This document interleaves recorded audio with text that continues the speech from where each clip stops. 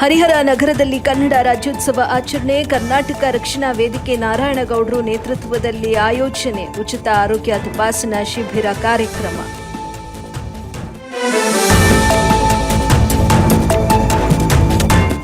ಹರಪನಹಳ್ಳಿಯ Bennihalli cluster ಮಟ್ಟದ ಪ್ರತಿಭಾ ಕಾರಂಜಿ ಕಲೋತ್ಸವ.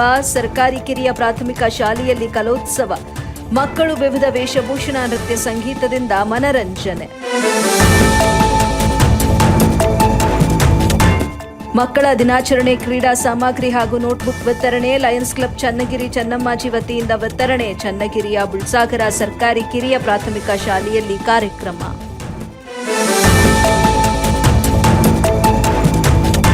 ಹಿರೇಮಳಲಿ ಗ್ರಾಮದಲ್ಲಿ ಮದ್ಯ ಮಾರಾಟ ಅಂಗಡಿ ಸ್ಥಳಾಂತರಕ್ಕೆ ಖಂಡನೆ. ರೈತ ಸಂಘದಿಂದ ಪಟ್ಟಣದ ಅಬಕಾರಿ ಕಚೇರಿಯ ಮುಂದೆ ಧರಣಿ. ಕಚೇರಿಯ ಸಿಬ್ಬಂದಿಯನ್ನ ಹೊರಹಾಕಿ ಪ್ರತಿಭಟನೆ.